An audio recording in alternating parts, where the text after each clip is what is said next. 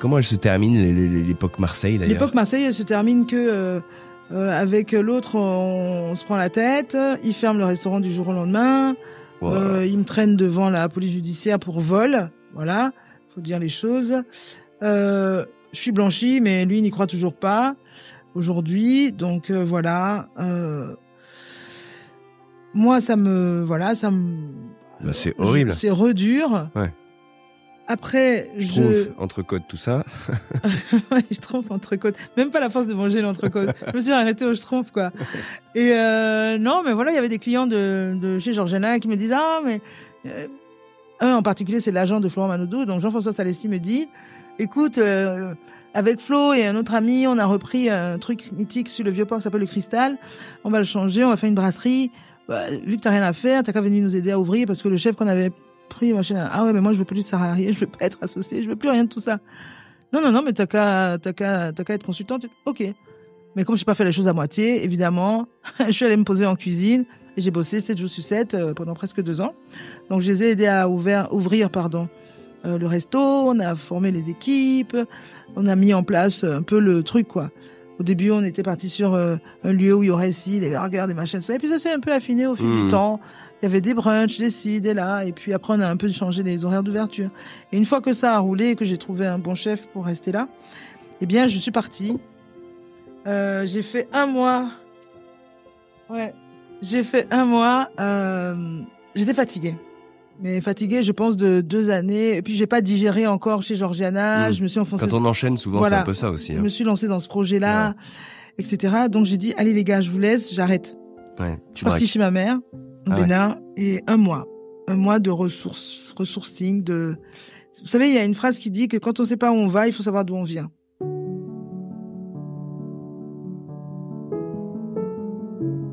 Je savais plus où j'allais. Retour je me suis dit, retour au bercail. 1 mois plein. Et les enfants, je les ai d'ailleurs fait venir à Noël à ce moment-là à la base, donc c'était la bonne occasion.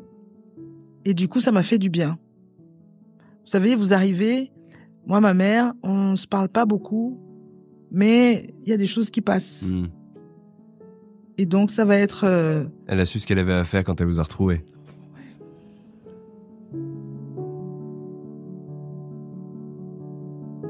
Et vraiment, je pense que j'étais morte. Je pense que j'étais éteinte, en tout cas.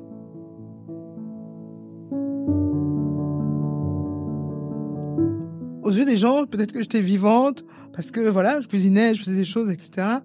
Mais j'étais vraiment... Je crois que le jour où je suis arrivée au Bénin, j'ai pensé, je serais venue 2 jours après. Enfin, je serais jamais venue, quoi. J'étais vraiment... Entre-temps, mon père était décédé. Enfin, c'est beaucoup de choses, en fait, que j'ai juste pris comme ça. Ah, comme si on m'avait dit, tiens, Jean-Pierre Foucault sort une nouvelle émission. Ben voilà, moi j'ai tout pris comme ça. Ouais. Et donc à un moment, mon corps il a dit mais wow.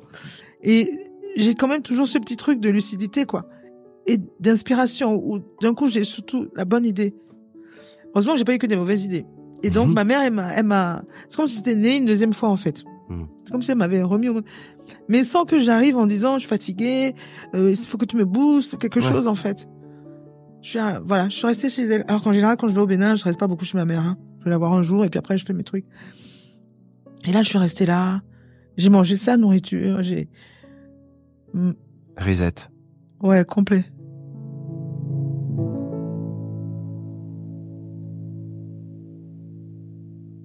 J'ai eu du mal à partir. Je suis repartie mi-janvier, alors que je vais rester que 2 semaines, 3 semaines. Je suis arrivée début décembre et je suis partie mi-janvier parce qu'il y avait un projet à la comptable de la Friche à ce moment-là. Et boum, dès que j'ai repris l'avion, en plus à l'époque j'étais avec un mec, ça se passait mal, enfin n'importe quoi, un gros mytho. Bref, j'ai repris l'avion, je suis arrivée, boum, c'est reparti, quoi, Georgiana. Donc là, je me suis dit, ok, qu'est-ce que je fais? Et là, 0 perspective. J'avais pas envie d'aller travailler chez quelqu'un. J'avais pas d'argent de côté, ni sur mon compte en banque. Enfin, et je me dis, oh là là là là là là là, les enfants sont loin, ils viennent que tous les 2 mois. Donc là, j'ai acheté la fabrique de Schtroumpf. J'ai pris toutes les parts. J'ai acheté toutes les parts de chez Häagen-Dazs aussi. Et je me suis enfermée chez moi. Mais je vous ai dit, à Marseille, je me suis fait pas mal de copains et tout, et des gens très sérieux pour certains, avec des vrais boulots sérieux et tout ça. Donc, forcément, ils prennent des nouvelles. Et ceux qui étaient très proches de moi, j'ai dit non mais ça va pas, je suis complètement déprimée, je suis en dépression. Mais non, c'est pas... Je suis même allée voir un psy qui m'a dit désolé, vous n'êtes pas en dépression, vous êtes peut-être pas en forme, mais vous n'êtes pas en dépression. Donc même la dépression ne voulait pas de moi. Mais quand même, je me laissais bien aller. J'étais vraiment une loque. Et puis, va savoir pourquoi. J'avais quand même ce truc en moi qui me disait il faut que tu maintiennes une certaine image. Donc à l'époque, on avait déjà les réseaux sociaux et tout ça. Donc sur les réseaux, je communique, je fais des trucs un peu sympas et tout. La pêche, voilà. Avec les peu d'images que j'ai et tout ça. Et puis des fois même de faire une vidéo, une truc de 1 minute. Après quand je finissais, j'ai là genre c'est ce que j'allais dire. L'énergie que ça demande de représenter une vitalité qu'on n'a plus en fait. Oui, mais en même temps. Et c'est indispensable. Je ne voulais surtout pas, Marseille est petit, mais je ne voulais surtout pas que les gens se disent, elle est à la rue complète quoi. Mes potes le savaient, mais. Mais non, mais il y a une injonction de ça. Moi, je vois très bien de quoi on parle là. Enfin, de se dire, regardez, comme j'ai la pêche, regardez tout ce que je fais, regardez comme c'est super, regardez. Trop belle, c'est moi qu'il vous faut. Alors mais ça a marché. Genoux, quoi. Parce que je ne sais plus comment, il y a ce gars qui entend parler de moi ou qui avait déjà entendu parler de moi et qui machin, bon bref, m'appelle et me dit, on a un projet au... Non. Est-ce que c'est pas un pote? C'est un pote qui était consultant pour eux et qui dit, mais moi j'ai une copine qui peut tenir le resto de plage si vous n'avez plus personne pour tenir votre resto de plage. Ah bon, mais qui sait? Ah mais allez regarder son Instagram, donc alléluia, il y avait 2-3 trucs à voir, pas grand-chose. Donc le mec, je fais l'entretien avec lui. Je sais pas, faudrait que je lui redemande un jour à Sylvain, mais même moi, je savais que franchement une loque. Ah ouais. J'avais fait 0 effort parce que je pouvais pas. Mais j'ai même pas réussi à me maquiller. Je suis arrivée pour rester dedans, on s'est assis là. Il m'a dit oui, voilà, mec très sérieux quoi. Voilà, on lance la saison d'été. Il faut arriver en avril. On était en mars. Il faut arriver en avril. Voilà, c'est jusqu'en septembre et tout. Nanana. Tu penses que tu peux faire des trucs sympas? J'entendais rien de ce qu'il disait. Ça faisait. Et donc à un moment, je le regarde. Je dis, mon avocat va prendre attache avec vous. Oh belle. Oh belle. Je sais pas comment je dis ça. Un truc comme ça. Ah, t'es bon, ça. Et du coup, je suis rentrée, j'ai dit à mon pote, avocat, j'ai dit, s'il te plaît, il faut que tu écrives. Mais je dis, c'est pas ce que c'est. Du coup, après, je suis allée voir sur Internet. Donc, j'ai rappelé mon pote qui était consultant avec eux. J'ai dit, voilà, je te promets, je vais le faire comme il faut et tout. Mais juste, voilà, il faut que le contrat, ça marche. Et d'un coup, je vois l'opportunité de me renflouer les caisses. Ouais. Donc, je demande un gros salaire. Et comme c'est une saison, c'est des salaires qui passent. Ouais. Et j'y vais. Et la Corse va Enfin, ma mère m'a remis au monde, m'a rené, et la Corse va finir de m'insuffler le peu d'énergie qui me manquait. Donc on part en Corse. Ouais, on part en Corse de avril à septembre 2019. Ah oui. Ouais. Et là on sent l'énergie, là, même rien qu'à l'idée de le redire et tout. Ah ouais. En plus, c'est qu'une équipe de jeunes en bas pour la plage. On monte toute la plage, c'est du bois flotté, machin, c'est un projet fou, l'endroit est fou, c'est l'ancien Caribou. Et il y a 2 gros braseros. Je suis en plein cagnard toute la journée, je déteste ça, mais je me régale. Le matin, j'arrive à 6h du matin, quand il y a personne, jusqu'à 9h. Je suis toute seule. Je sais même pas si est-ce que je fais des incantations, j'en sais rien. Je mets la musique à fond. Et c'est ça, quoi. Le bruit de la vague, la mer, le machin.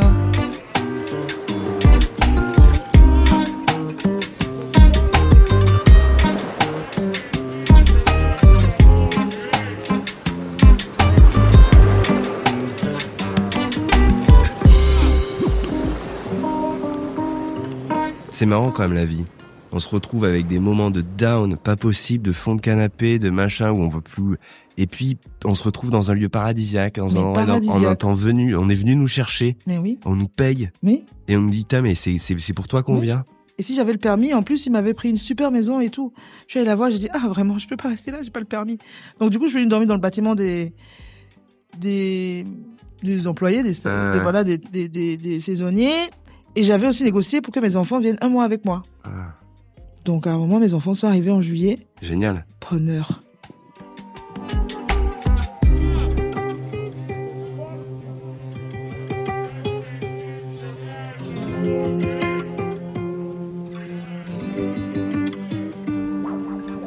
moi, petit à petit, j'étais content. Je refaisais à manger encore à une autre clientèle venue de partout et qui appréciait ce que je faisais. Donc, ça m'a redonné confiance en moi. La cuisine, elle se charge de cette énergie ou pas? Oui. Parce que là, on se parle d'une énergie fluctuante. Moi, ma cuisine, de toutes les façons, si je suis pas en forme, c'est compliqué. On sait. Si on mange la cuisine, on sait si vous êtes en forme ou pas. Ouais. Et donc, en Corse, moi, les temps où j'ai pu prendre un peu de pause, il y avait des petites rivières, des petits coins comme ça, à l'abri du soleil et tout. Et le fait de mettre mes pieds comme ça, il y a une photo de moi, j'ai des pieds trempés dans la rivière avec tous ces cailloux là, ces galets là et tout. J'avais l'impression que ça faisait genre recharge quoi, tu sais, comme ça, monter comme ça.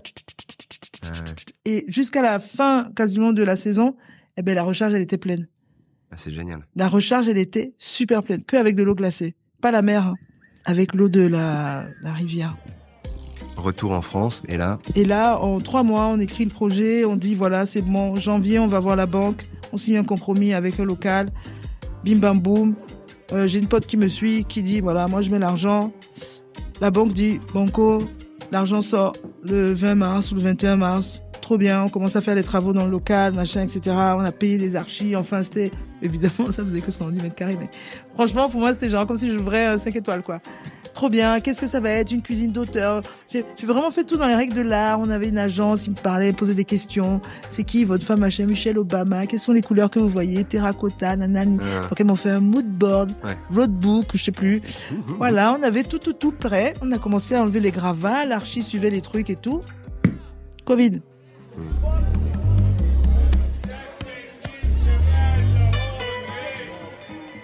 Sur le moment, moi, je me dis, mais trop bien. Parce que au moins tout le monde est arrêté, moi je vais rattraper mon retard. Donc les mails que j'avais plus jamais lus, les trucs, les machins, les retards de... Je me dis, je suis trop bien. Quand on sort du Covid, moi j'ouvre, allez, je suis revenu au niveau en même temps que tout le monde. Donc pendant le Covid, moi je danse, j'ai fait des vidéos où je danse. J'ai pas une thune, mais je danse. Parce qu'il y a que moi, ma copine et les gens qui travaillent avec nous qui savent que, putain, il y a ce projet-là qui ouvre. Septembre, on vous fait mal. Deuxième confinement. Et là, la banque dit, bon, en vrai, on va pas vous suivre. Lionel Lévy, Alexandre Mazéa, tout le monde appelle la Banque Populaire, ou je sais plus quelle banque c'était, pour dire, non, mais on se porte caution, il faut lui prêter les sous. Sympa. Si elle ouvre, elle va cartonner, machin, etc. Rien. Donc, je commence à faire des sandwichs, les grandes tables de la friche me prêtent leur cuisine, je fais des sandwichs que les gens viennent chercher en loose day, mais c'est combien le sandwich? C'est 7 €, 8 €. Donc, enfin, des trucs, et là, je me dis, je suis vraiment la poisse. En fait, je me dis pas que j'ai la poisse parce que j'estime que j'ai quand même une bonne santé. J'estime que j'ai des enfants en bonne santé. Et je vois tout ça. Quand même. Et je vois tout ça et je me dis, oui, mais moi, je vois que ces choses-là et je me dis, j'ai quand même de la chance. Je peux pas dire que j'ai pas de chance. Mais professionnellement, pourquoi je n'ai pas encore trouvé ma place? Ça me saoule. Et donc, 3e confinement. Et puis, entre-temps, j'ai fait plein d'événements aussi. Tout ce temps-là où j'étais mi-déprimée, mi-machin, de temps en temps, je sais pas pourquoi, je recevais un coup de fil. Des fois, je pensais que c'était des canulars. Oui, bonjour, on fait un truc aux États-Unis, on aimerait savoir si vous pouvez venir. Oui, bien sûr. Si, c'est sérieux. Ah, d'accord, ok, je viens alors. Et de l'extérieur, les gens se disaient, oh là là, mais comment elle fait? Elle est partout. Elle a un agent, Drôle. C'est des petites choses comme ça qui m'ont permis aussi de, tu vois, 2 semaines de down, 3 semaines tout frais payé quelque part, 2 semaines de down, 3 semaines. Puis en même temps, comme je faisais rien, c'était pratique, je pouvais dire oui. Et du coup, j'ai fait des rencontres, entre autres, et une d'entre elles, Flora, me dit en 2020, début 2020, ah mais tu sais, moi je suis originaire de Nîmes. J'ai dit, grand bien te fasse. Alors j'y étais il y a pas longtemps.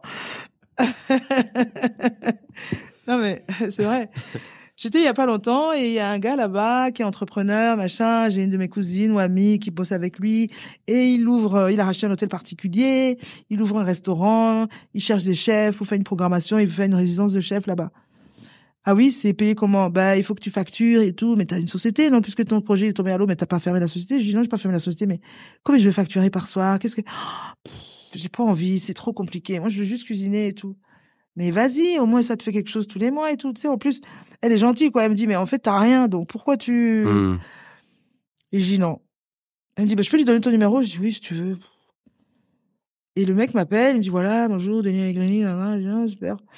Et on peut se voir, bah oui, mais il faut que vous veniez, moi j'ai pas le permis. Donc il est venu, on était toujours en confinement, hein. Donc Lionel Lévy, encore le même, nous ouvre l'Intercontinental, il y a personne. On s'assoit sur la grande terrasse. Chic, hein. Tous les deux, trop chic. Hyper chic. Lui, il est dans son bureau 2 secondes, et nous on est là, sur la grande terrasse, tous les deux, dans l'Inter, avec personne. Il ouvre son ordinateur. Bon, c'est la première fois qu'on se voit. Beau gosse. On dirait l'acteur de Mad Men. Trop beau gosse. Denis, si tu m'entends. Et voilà, il m'explique le projet. Je dis, c'est trop bien. Mais l'endroit est fou. Et vous l'aviez pas en tête, là, vous connaissiez pas? Non, pas du tout. Donc je lui ai dit, c'est trop bien, mais non. Il me dit, bon, pourquoi? Je dis, non, parce que moi, l'histoire des résidents. Bon, peut-être en septembre, je vous rappelle, et puis je viens. Il me dit, mais vous, c'est quoi votre vie? Donc je raconte en 2 secondes. Il me dit, et le projet dont vous parlez, là, ça ressemble à quoi? Je dis, je vais vous montrer. Et donc je sors mon roadbook, footbook, là. Et je lui montre, il fait, mais c'est dingue! Ouais, c'est dingue. Il me dit, non. Mon projet à moi, c'est les mêmes couleurs. Les fauteuils, c'est les mêmes. Il y a 2-3 trucs, là, ça ressemble à mon projet. Je dis, bon, fais voir. Il me montre. Je dis, pas mal. Bon, ben c'est super. Mais c'est dommage, c'est à Nîmes. Sinon, je vous disais oui tout de suite. Parce qu'il me dit, moi, je suis pas obligé, personne ne m'oblige à rien. Ouais. Je suis plus obligé de faire une résidence de chef. Je vous prends vous et puis vous tenez le resto. Ah ouais, mais monsieur, moi, je quitte pas Marseille. Il me dit, qu'est-ce qu'il faudrait pour que vous quittiez Marseille? Je dis, comme on repasse mes fringues toute la semaine, un chauffeur pour rentrer à Marseille le week-end. J'ai demandé, je sais pas combien de milliers d'euros. J'ai demandé plein de trucs. Il m'a dit, bon, ma chérie, là, tu rêves. Là, c'est pas possible. Là, ça passe. Là, c'est pas bon. Et j'ai demandé un appart de fonction et je l'ai eu, pendant 1 an. Parce que je disais, si au moins je suis pas sûre, si ça marche pas, je rentre. Je voulais pas déménager les enfants, tout, sans être sûre. Et c'est comme ça que j'ai atterri à Nîmes. Donc, c'est toujours ces rencontres, hein. Des rencontres.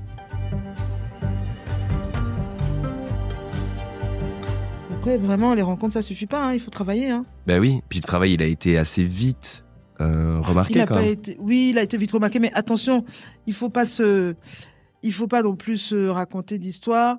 À Marseille, j'ai eu une couverture médiatique incroyable.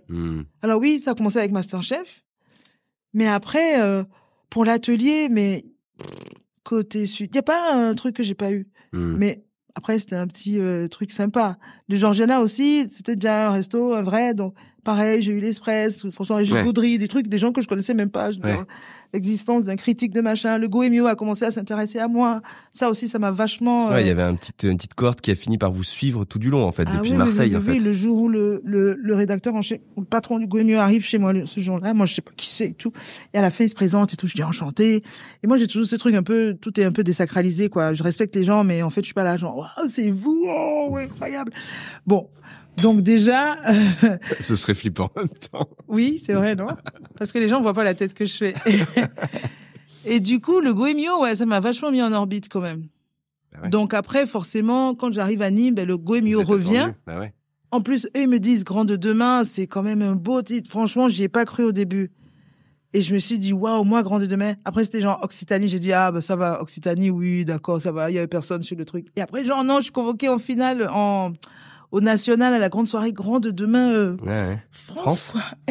À côté de moi, Florent Pietraval, Édouard Chouteau, que des jeunes gars hyper bons, ouais. Ah, mais pas bon, super bon.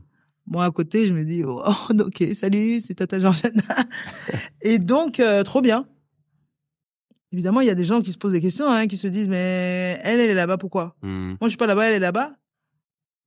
Eh ouais, mais les gars, après, il y a un peu de travail, un peu d'aliments de planète, un peu de je sais pas quoi. Donc, voilà. Et donc, en février, après Grand de demain, on a un coup de cœur du Michelin sur leur site internet. Et là, on se regarde avec Denis, on se dit, bon, qu'est-ce qu'on fait? Moi, je dis, bon, écoute, tu sais quoi, ton endroit, il est vraiment trop bien, super. Je pense que ça mérite que ce soit un restaurant gastro, quoi. Il dit, pourquoi tu t'en occupes? Je dis, non, moi, je fais pas ça. Les histoires de Michelin, tout ça, non. En plus, je peux pas. On fait tout, la focaccia, les desserts, non, j'arrive pas à tout faire. Il me dit, alors, on trouve un pâtissier. Je dis, écoute, je pars 1 semaine en vacances, puis on en reparle après. Et j'étais en vacances ou en week-end même, et il m'appelle, il me dit, j'ai trouvé un pâtissier. Je dis, non, mais lui aussi, il est très rapide.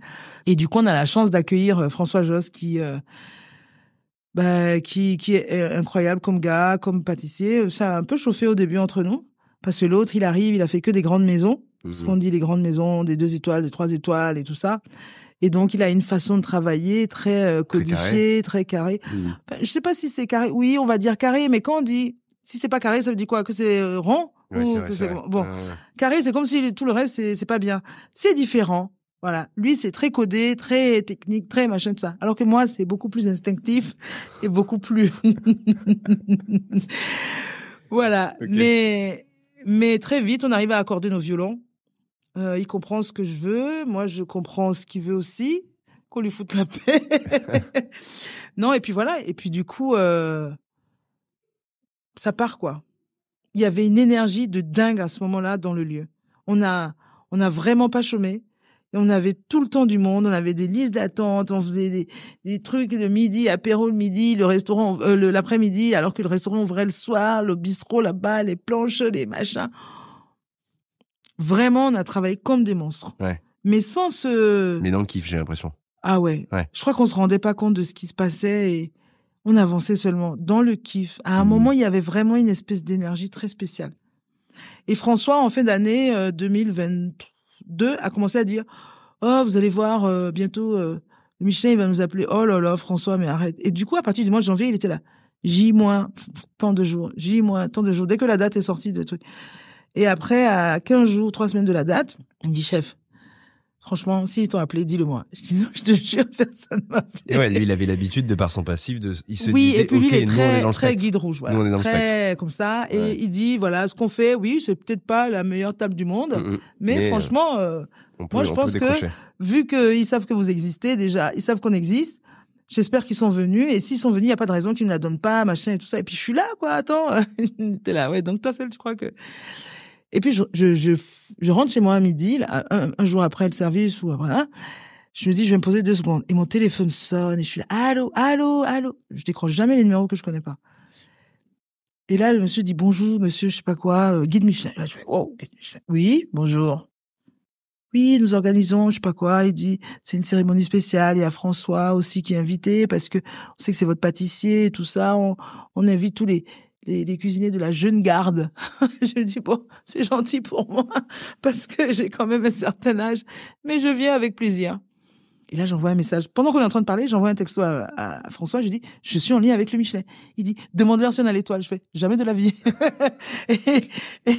et donc, je finis la conversation avec le mec. Et quand je vais là-bas, je dis, sors, on se voit dans la rue. Il était là. Ah et moi aussi. Ah il dit, on le dit à Denis? Je sais pas. Dit, mais en même temps, ils vous ont rien dit. Là, à ce moment-là, ils vous ont rien dit. Non, ils nous ont rien dit. Mais en gros, François, il dit, il n'y a pas moyen, Georgiana. Ils vont t'inviter. Pour un truc. J'ai dit, mais oui, mais sûrement qu'ils vont te filer un passion dessert. Tu l'as déjà eu une fois. Il me dit, ouais, mais non. Est-ce qu'il y a déjà des restaurants qui ont eu passion dessert sans avoir d'étoile? Et là, il est parti dans un truc, faire des recherches sur l'histoire du Michelin. Est-ce qu'on a déjà filé un passion dessert à un pâtissier dans un resto qui n'était pas étoilé? Oh là là. Donc, on va en parler à Denis. Faut surtout pas en parler aux collaborateurs. Faut pas que... Et moi, j'étais là, genre, blasé. En mode, vraiment, tant qu'on m'a pas dit, là, je m'emballe pas. Et je vois une de mes meilleures amies à Marseille, le dimanche d'avant, qui me dit, promets-moi que si tu as une étoile, tu danses. Je t'inquiète, je mets le feu. Et on y va. Et cette année-là, c'est la première année, je crois, où ils disent, bon, ben, vous savez, maintenant, on va mettre une carte de France. Et en fait, tous les étoilés sont dans la salle. Parce qu'avant, ils appelaient les premières étoiles en amont pour qu'ils aient tous le temps de mettre une veste, parce qu'il y en a toujours 15, 20, 30, 40. Et là, ils appellent tout le monde. Donc là, en temps, il a eu le passion dessert, l'autre, donc on s'est dit, bon ben voilà, on sait pourquoi on est venu. Mais là, mon cœur se resserre un peu, quoi. Je me redresse sur mon siège, et puis j'ai l'impression qu'ils ont passé le sud-est. Alors qu'en vrai, non, c'était une sud-ouest, et que maintenant, le sud-est. Et à un moment, mon patron qui était à côté me dit, regarde, c'est le gars. Et là, je n'entends plus rien. Vraiment, c'est blackout. J'entends une voix de loin, comme ça, comme un écho. À un moment, mon fils qui fait, maman, c'est toi. C'est Denis, j'ai embrassé mon fils et tout. Et d'un coup, je parle. En plus, mon patron, quand je descends dans l'oreille, il me dit, ne parle pas, s'il te plaît, ne dis pas de conneries. Et donc, quand je parle, je me dis, je le regarde, il fait, genre, jusque-là, tout va bien. Tout ce que tu dis, c'est bien. Et puis, je baisse les yeux, quoi, à un moment, et je vois tous ces gens. Anne-Sophie Pic, Alain Ducasse, l'Allemand, Mazia, Georges Blanc. Enfin, je vois tous ces gens que j'ai appris à connaître pendant 15 ans à travers leur cuisine, leur histoire, des rencontres, ou peu importe. Et je me dis, hey, moi, je suis là avec tous ces gens-là. Et puis d'un coup, je repense à Delphine et je vais la danse. Et instinctivement, je dis, ah, pardon, en fait, j'avais promis à une copine que si l'étoile tombait, j'allais danser, mais en fait, ça va pas le faire. Et elle, si. J'ai là, ok. Et j'esquisse 2 pas et en fait, je lève les mains au ciel parce que je me dis, merci mon Dieu, quoi. Merci mon Dieu. C'est pas que je suis pratiquante ou quoi. Moi, j'ai une éducation catholique, plutôt, ouais, catholique bien tassée. Mais moi-même, je suis pas pratiquante. Le bon Dieu, on se parle comme ça en catimini. On veut pas que les gens sachent. Mais j'y crois.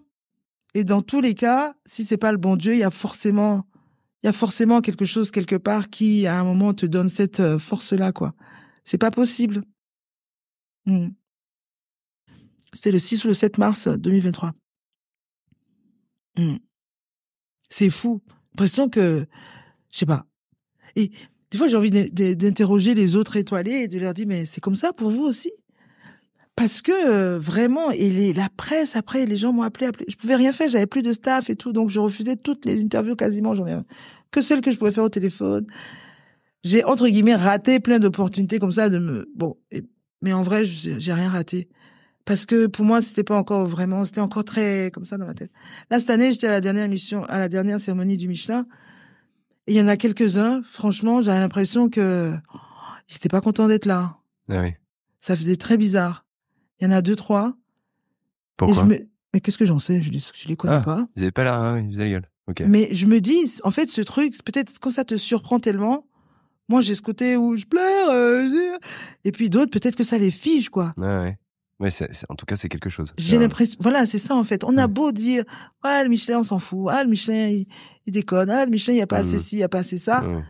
Et ben, quand tu l'as, t'es quand même un peu content.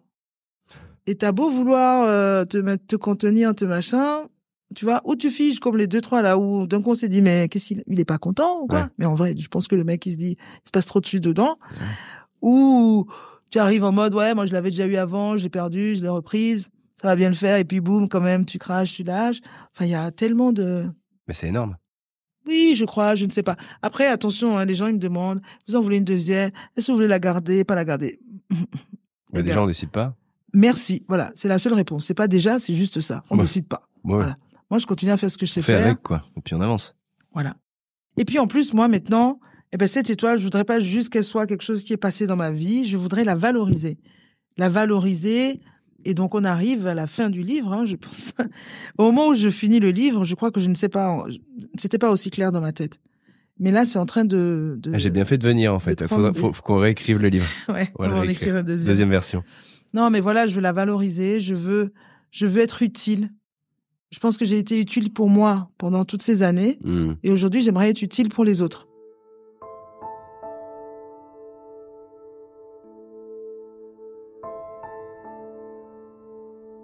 Trois petites questions. C'est quoi les prochains... C'était déjà long, non? Combien de temps on a fait là? Je suis en train de me dire qu'on a beaucoup parlé. Non, mais c'est bien. C'est quoi les prochains projets? S'il y en a. Pourquoi? On n'est pas obligé d'en avoir? En fait, mon truc, c'est que déjà, je suis un peu superstitieuse. Et puis, en vrai, j'ai réalisé que tout ce que je disais, oui, alors voilà, j'aimerais bien faire ça, on est en train de proposer ça, on est en train de travailler sur ça. Finalement, c'est jamais ça qui se passe. Alors, on dit rien. Deuxième question. Oui. Comment vont les enfants? Super bien. Et les Schtroumpfs? Derrière moi. Enfin, je n'en achète plus déjà en stock à la maison. Ah. Ciao les Schtroumpfs. Vous savez quoi, la dernière fois, j'ai fini une interview, la personne m'a dit, est-ce que vous êtes heureuse? Et j'ai eu ouais, j'ai répondu oui spontanément. Je touche du bois parce que quand il vous arrive des situations compliquées, ouais, 1 fois, 2 fois, après vous dites pourquoi moi? Et puis après vous dites de toute façon voilà, c'est moi ça, voilà. Il m'arrive que des merdes. Et quand il vous arrive des choses bien successivement, moi j'ai ce truc de me dire méfie-toi, c'est trop beau pour être vrai. Et je veux pas rester dans cette option-là. Je veux me dire, non, maintenant c'est le cycle 2. Ouais. C'est 10 ans de bonheur qui arrivent. Et c'est moi aussi, ça. Ouais, et c'est moi aussi ça, parce que je suis quand même quelqu'un de plutôt sympa, je crois. Merci beaucoup. Voilà, merci David. Et vous, c'est quand qu'on fait votre interview? Je sais pas, moi je sais pas si j'ai autant de choses à raconter. Ah si, vous me laissez faire un jour, vous allez voir tout ce que vous allez raconter.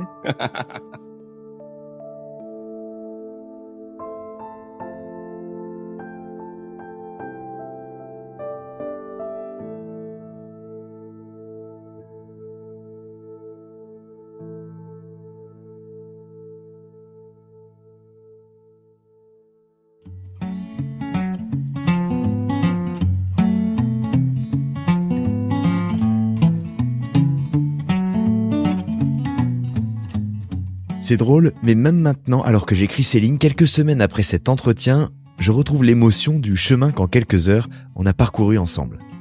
Il y avait comme ça un duo qui ne se connaissait pas à l'origine, qui a pris le temps de s'apprivoiser, chemin faisant, et moi, j'ai donc suivi les pas de Georgiana, j'ai suivi la route de sa vie en tentant de ci de là d'éclairer ce qui fait d'elle la chef qu'elle est aujourd'hui. De la force, ça va sans dire, du tempérament, tout autant, mais il y a aussi une forme de magie dans ce récit, quelque chose qui préside et la dépasse, et nous dépasse, quelque chose qui guide au-delà de l'ombre qui nous aspire parfois et de la lumière qui nous régénère. Il y a, qu'on la voit ou non, sous nos pieds, une route qui se dessine et chacun dans sa ligne, même si parfois on tombe, si parfois on se trompe, on marche et on écrit petit à petit. Merci Georgiana Viu, merci chef pour ce moment de franchise, de grande authenticité, et si je puis me permettre de vous rassurer, vous qui me demandiez mais qui ça va intéresser, eh bien laissez-moi répondre pour celles et ceux qui nous écoutent que c'est justement tout ce qui nourrit le chemin dont je parlais, tous ces chapitres que vous nous avez partagés qui font la richesse de votre récit, nous touchent tous à un endroit d'une certaine manière et forment bout à bout, haut et bas mêlés, une vie menée avec intensité. Merci à vous, chères auditrices, chers auditeurs, de nous avoir écoutés. N'oubliez pas de laisser une note sur votre plateforme, un commentaire, ou de m'écrire pour me donner votre ressenti. Instagram, @chef au pluriel, _podcast au singulier, chef _podcast. Vendredi, vous le savez, on passe en mode chef d'entreprise pour notre format dédié au food entrepreneur. Alors abonnez-vous pour ne rien louper et merci d'être ici de plus en plus nombreux à nous écouter. Salut!